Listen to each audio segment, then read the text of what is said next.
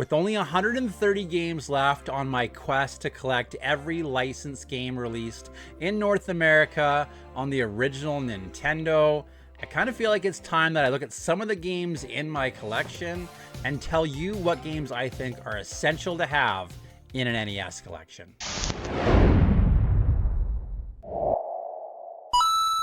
If all you're wanting to do is collect some games for that OG Nintendo console of yours, and you wanted to get some games that you're going to get some bang for your buck with, either games that are incredible games for what they are, or games that a lot of us are going to have nostalgia for, us folks that lived through that original lifespan of the NES, these are some games that I think are essential to have in an NES collection. Now, this list is in no particular order. Please do not think that this is a best of list or even an accurate list. These are just games that I think some of you might have memories of, and games that if you haven't played them, you should probably try because they're pretty awesome. The first one I want to talk about in this list is Contra. You almost have to have the original Contra if you are collecting for the NES. This game was the gold standard of run and gun games on the system. This game breaks me. It is difficult, but it's not impossible. The levels and the way the game plays makes you push forward. But you need to have a plan as you push forward, or those bullets are eventually gonna find you. Now, you might have to play these levels over and over again to develop that plan as you go. But that's what these games were like back then. This is an arcade port of a game that was designed to eat your quarters. This is one of those games that when we talk about the NES, people who love it and people who hate it will remember it.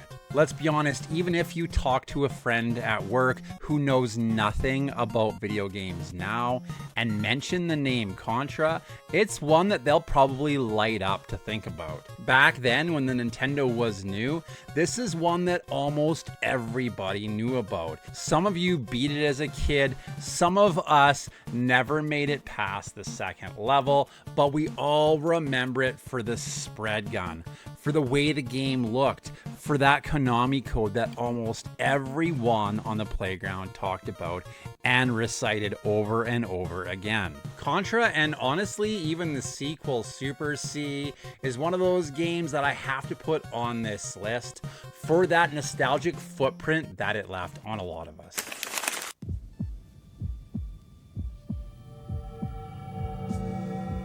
Three-way scroll. High position visual. Sound selective mode. It's a super AV action. Contra. ファミコン用カセットコントラ好評発売中。Konami.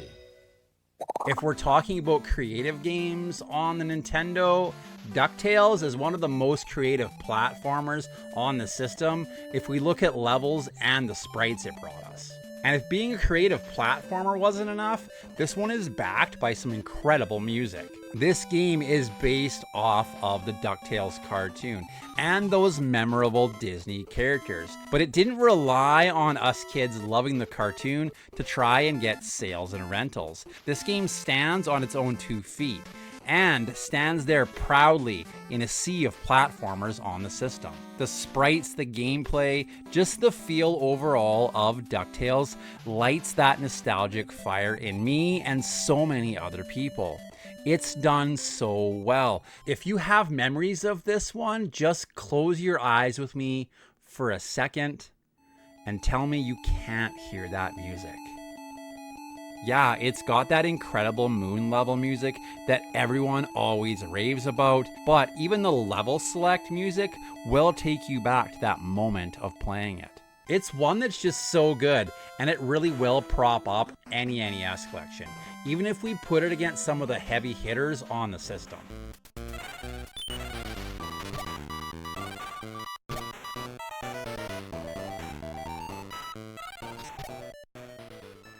Seriously, probably about 40% of the people that ever played the speeder bike level on Battletoads ever beat the speeder bike level on Battletoads. But when we talk about people who owned the NES back in the day, it's almost 100% of us that have a memory of Battletoads. Even if you never played it, you probably heard about it or talked about it on the playground during the NES's original lifespan. Battletoads might be too difficult for you.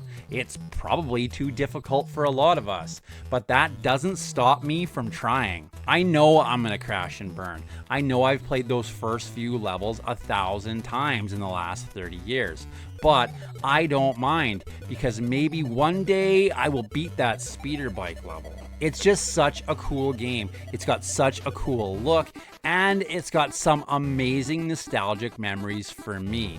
And it's one that I love even though I die all the time in it. Thinking about Battletoads, thinking about the look and the style of the game, the first level, the attacks, the kicks, the punches, thinking about the second level, turning into that wrecking ball and smashing those crows and those fly traps, the third level leading up to those speeder bikes, punching those rat guys and then drilling them into the ground and then kicking them until you use that big boot attack to kick them off the screen. And then jumping on that speeder bike. My hands sweaty, my nerves are shot by this point, and I just hope against all hope that I finally have the reflexes and the memory to make those jumps and not crash. Only to drive directly into a brick wall. All of that, those thoughts, those memories, I would say 90% or more of us will have all felt and remember that.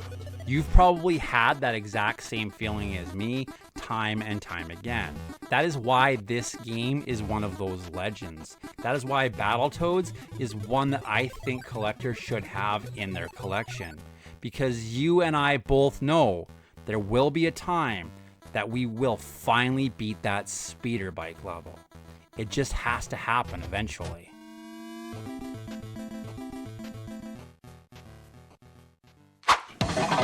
Yes, video game review! Okay, last week Harley and I reviewed Ultra Enviroman.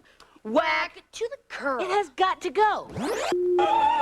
So today, we're gonna take a look at Battletoads. Rocky! That it is, I mean, they got Psycho Pigs and Turbo Thwacking. And with kick fighting, surfing, babe saving, how can you go wrong? Your kid's a freak for Battletoads and these other games from Trade West, Nintendo Entertainment, or Game Boy systems required. Batman the video game. Now this is one that might not be on a lot of your essentials lists, but I do know it's one that a lot of people love. This is one that falls on both sides of the fence. It has some amazing graphics. The music in this one is so great, and the controls and upgrades make this a game that people fall in love with. The other side of the fence is, just like Battletoads, this one is just too hard for some people. And if it is, you're gonna miss some of the best parts of the game just because you're gonna die and not get to make it there. But it's another one that people love and will go back to again and again and just accept that punishment. And they do that just because the parts they do make it through, the parts that they remember, bring them back for more. This is one that I'm putting on this essentials list because I have a friend that loves it. It's one of his favorite games on the system. And there's a lot of games like that in that NES library. It might be your favorite game, but it might not be everyone's cup of tea. So I want to know in the comment section, let me know what games you absolutely would pick up if you just started collecting for the Nintendo today.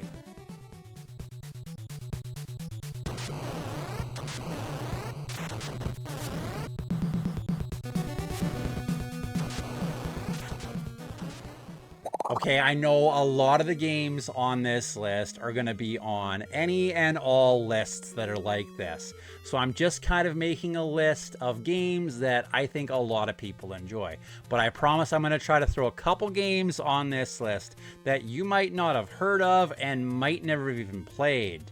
The next one, however, is not going to be one of those hidden gem games. This one is the start of a franchise. This one is the start of a legend, The Legend of Zelda. The Zelda franchise is one of the best video game franchises of all times. It doesn't matter if you love it or you hate it. It's going to be a really hard sell to say that the Zelda franchise isn't top tier. Sure, there are some stumbles, but this first game in the series came at us swinging. Now, when we look at the franchise as a whole, we can see that each installment does exactly what it should, with some games making big changes and testing what fans wanted, to others simply being a riff on this original game. They all owe it to the original Legend of Zelda. This game was innovative back in 1986 when it came out. It made everyone that played it adventurers, explorers, and even problem solvers. Since The Legend of Zelda was released in 1986, the series has expanded to include 21 entries on all of Nintendo's major gaming consoles, and several of those entries are considered among the greatest games of all time. And it was all started here on that OG Nintendo console with that sword in that very first cave, just to show us that we had to explore in order to play this game. Having The Legend of Zelda in an NES collection is like having a foundation on your house. It's almost always a necessity. It started out as a game that we all talked about on the playground as kids, just trying to figure our way through it, and it turned into exactly what its name is, a legend. Did you see the latest Nintendo newsletter? Whoa, nice graphics. I'd like to get my hands on that game. You mean you haven't played it yet? We can play it on my Nintendo Entertainment System. It's The Legend of Zelda, and it's really rad. Those creatures from Ganon are pretty bad. Octoroks, Tektites, Levers, too. But with your help, our hero pulls through. Yeah, go Link, yeah, get Zelda. Awesome. Intense. The Nintendo Entertainment System. Your parents help you hook it up. The Legend of Zelda sold separately. All right, the next one in my Essentials list on the NES isn't a mainline title. It is a later release, and it is a bit of a pricier game. But if you've never played Shatterhand on the NES, trust me, you need to. This game learned from every action game that was before it, and then it took all that knowledge and whittled it down into something that is amazing. It has multiple stages to select, just like a Mega Man game. It has amazing action in each stage, just like a Contra game. It learned from those Ninja Gaiden games and doesn't have those constant respawns. And then it takes those memorization-based bosses we saw in other games and brings us exactly what we loved about them. And then on top of all of that, Shatterhand takes the fun melee combat that it has in it and gives us some really excellent hitboxes and tight controls. Toss in what are some really great tunes, and then on top of that, a look that will have your jaw dropping. And you have a game that literally takes everything the NES had to offer and bundles it all into one fist-punching package. Shatterhand is a great game, and if you haven't played it, I really think you should try it.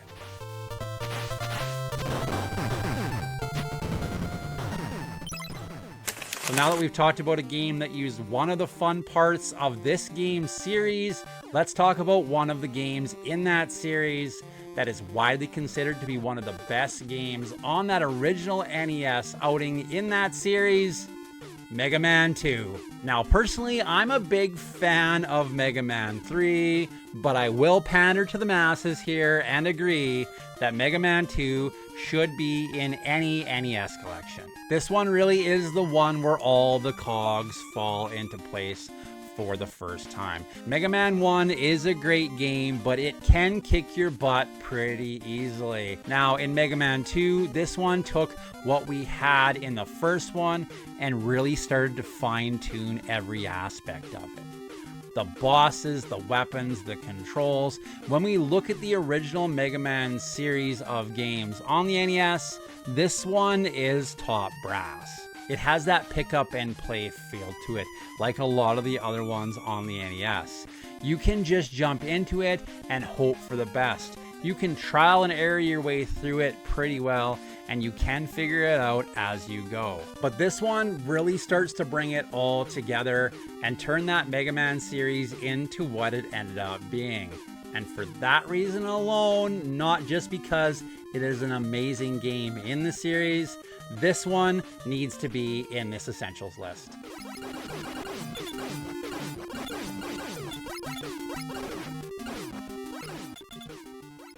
All right, for this one, I'm gonna bring up two of them, and I want you to tell me which one you would pick to put in an NES Essentials list. Leave me a comment. Let me know between these two, Double Dragon or River City Ransom, which one would you put in an Essentials list? Now, I feel like when I was growing up, I never really heard a lot about River City Ransom. I played Double Dragon, I saw Double Dragon in magazines, I heard about it on the playground, and I for sure got to play it at a friend's house, and I remember renting it. This is one that I feel like has a place in history just because of the name and reputation that came with it. It's a game that so many of us are gonna remember, and this is one that has sequels that some might consider to be better versions of the original, and in some cases, rightly so. So for being the original game in the series on this system, Double Dragon might be the choice for a lot of you. Now for me, River City Ransom was one that I never played back in the day, and honestly, it might be the champion in this battle. Well, Double Dragon had us punching and kicking our way through some really cool levels, going up against some really cool enemies. River City Ransom is the beat 'em up that brings us RPG elements in a really cool way, and it takes this game to another level. In it, we can get new moves, we can add to our character's stats as we go. It's kind of got a sandbox feel to it where we can choose multiple paths, and the story and the dialogue in this one is pretty hilarious throughout the game. To me, Double Dragon is the powerhouse that punched us right in the face back then. But River City Ransom is a game that just did what it did and did it really, really well. So which one of these two do you remember, and which one of these two would you pick to play today? Double Dragon, the greatest martial arts video game legend ever. Kick it off with the million-seller, Double Dragon 2 for your NES. And now, the incredible Double Dragon 2 Legend comes to Game Boy. The most outrageous portable street fighting action ever. And for world-class martial arts action, it's got to be Double Dragon 3. Total Double Dragon action for NES and Game Boy. From Acclaim, choose your weapon. All right, so another legend is going to enter the list. This is one that a lot of people, including myself, would say is a hidden gem, the Guardian Legend. The Guardian Legend is one that totally deserves a spot in an NES collection because it's basically two game styles in one. You're getting both barrels here, and it does it really, really well. This one is just well paced. Half of the game is this top-down action, adventure, shooter, puzzle style gameplay, which is really fun and well put together. And just when I'm getting used to it, and just before I kind of start to get bored with all the adventuring around, it turns into a shoot 'em up for the other half of the game. This loop continues as we play through the Guardian Legend. We go from playing as our character, learning about the game as we adventure through it, connecting with that character, and this part is done really well. They really jumped into this with both cheeks. Then, suddenly my character transforms into a ship, and I'm thrust into what's a pretty good shoot 'em up style game here. This game goes from one to another and back, and it doesn't get boring in the middle. It's fun and it's exciting all at once. It's a peanut butter and jelly sandwich made by a gourmet chef. It's two basic gameplay styles put together so well that it just feels like it's meant to be. So if you haven't played the Guardian Legend, I absolutely suggest you try it.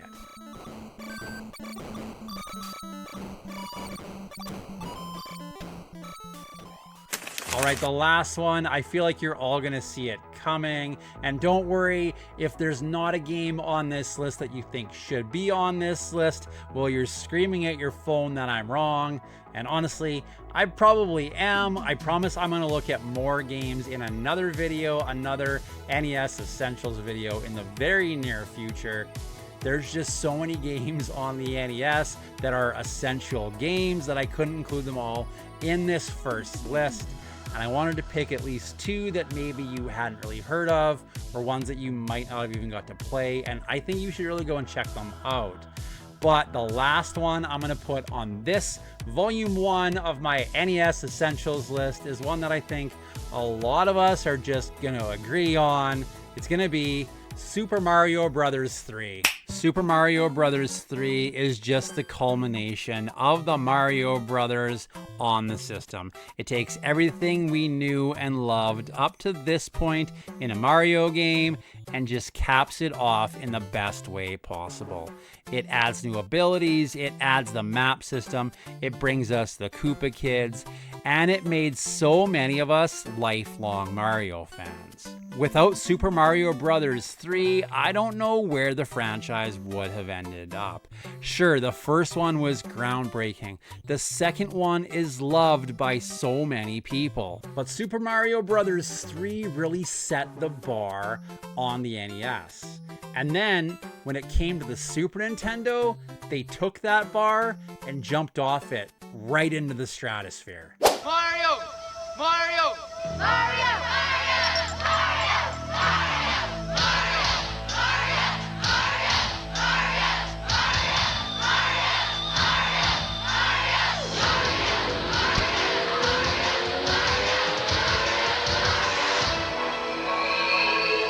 He's back.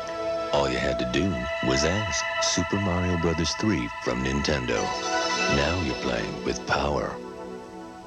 Now again, this isn't a best of list, nothing like that. I promise the games that I didn't list on this list that you're yelling at the phone and telling me I should have them on there, they're gonna be on there. Let me know in the comments what games you think should be in an Essentials NES collection. Let me know if there's any hidden gems you know about, and I promise I'll try to talk about them in the next video.